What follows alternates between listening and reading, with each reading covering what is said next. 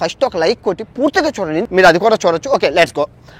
ఈరోజు చంద్రబాబు నాయుడు గారి పాలనలో జరుగుతూ ఉన్న వైఫల్యాలను ఇదంతా నాకెందుకు చెప్తాండో, చంద్రబాబు నాయుడు గారి పాలనలో జరుగుతూ ఉన్న అన్యాయాలను అలాంటివి మీరు మాట్లాడితే కామెడీగా ఉంటదన్నా.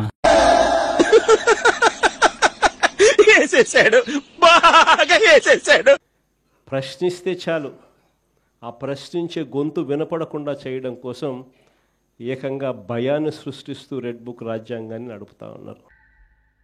కొంచెం అంగే పారు కన్నా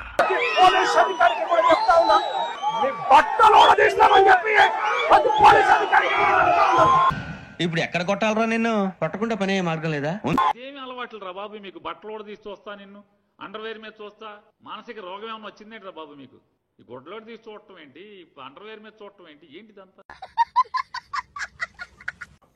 దొంగ కేసులు పెడతా ఉన్నారు, దొంగ సాక్ష్యాలను సృష్టిస్తూ ఉన్నారు. చెప్తున్నానుగా, ఇట్స్ అ ఫ్యాక్ట్. అయ్య బాబోయ్, నిజమే. నమ్మబుద్ధి కావట్లేదురా. నిజంగా ఆశ్చర్యకరమైన విషయం. మన పల్నాడు నియోజకవర్గంలో చూస్తే నాకు ఆశ్చర్యం వేసింది.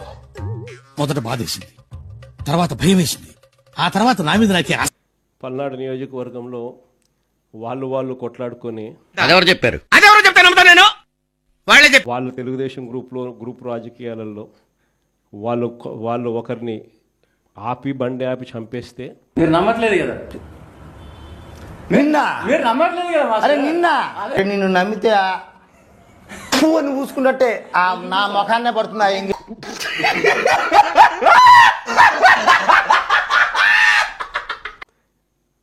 ఆ బండిలో వచ్చిన వాళ్ళు ఆ బండి గుద్ది చంపేటప్పుడు చెప్పావురా? ఇందులో నీకేం అర్థమైందిరా? అర్థం కాకే ఏం చెప్పావురా అని అడిగాను.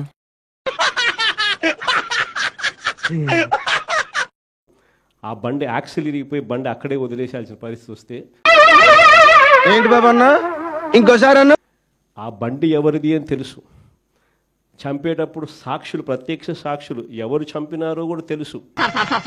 పంపులు మురుగుతున్నాయి సార్. ఏం వరద వచ్చిందా? కాదు సార్, వీళ్ళిద్దరూ ఆ లారీ ఓనర్ రాజారాం గారి బ్రదర్స్.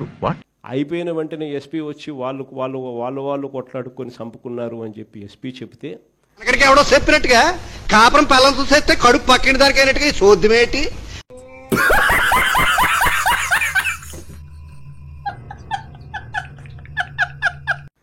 రెండు రోజుల తర్వాత మన ఎమ్మెల్యే క్యాండిడేట్ను దాంట్లోకి ఇరికిచ్చే కార్యక్రమం చేస్తా ఉన్నారు. పిల్లోని పేరంటానికి ఎందుకు పోయిరా బాయ్ మీరు? మమ్మల్ని పిలిచుడు మర్చిపోయిండేమో అనిపోయినాం సార్. ఏందే? మమ్మల్ని పిలిచుడు మర్చిపోయిండేమో అనిపోయినాం సార్. అట్లా కూడా అవుతారా?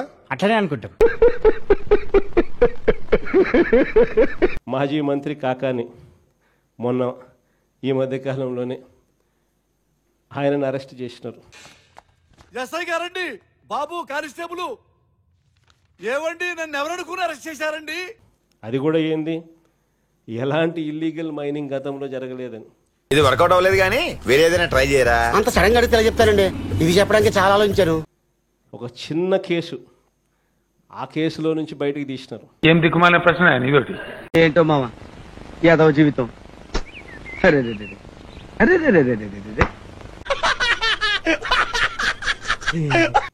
అక్కడ ఇల్లీగల్ మైనింగ్ జరిగిందని, అప్పుడెప్పుడో జరిగిందని చెప్పి, ఆ మైన్ లో జరిగిందని చెప్పి ఇప్పుడు బయటకు తీస్తా ఉంటారు. ఆ మైనింగ్ లో అప్పుడు ఇల్లీగల్ మైనింగ్ జరగలేదు అని చెప్పి రిపోర్ట్లు ఇచ్చిన అధికారులతోనే మళ్ళా ప్లేట్ మార్పిచ్చి జరిగింది అని చెప్పి కాకాని గోవర్ధన్ అరెస్ట్ చేసినారు. Oh my God, what is happening to this country? ఏమైంది తాతనా? సునామీ పేరుతో బినామీగాళ్ళంతా బాగుపడిపోతున్నారు. డొనేషన్ల పేరుతో 100 కోట్లు కలెక్ట్ చేసి పందుల్లాగా తినేస్తున్నారు లైక్ పిగ్స్. 2023లో టీడీపీ కార్యాలయం మీద జరిగిన దాడట. అవసరమా అధ్యక్ష? 127వ ముద్దాయి కింద ఇప్పుడు మన మంగళగిరి ఎక్స్ఎమ్మెల్యే ఆళ్ల రామకృష్ణ ఇప్పుడు నిన్న ఈ మధ్య కాలంలో ఆయనను కూడా యాడ్ చేస్తున్నారు. కాలానికి విపరీతమైన మెమరీ పవర్ ఏ సన్నివేశాన్ని మర్చిపోదు, కర్మ రూపంలో తిరిగి మీరు చేయండి, సబ్స్క్రైబ్ చేయండి, 1,00,000 దాటించండి చెప్తా.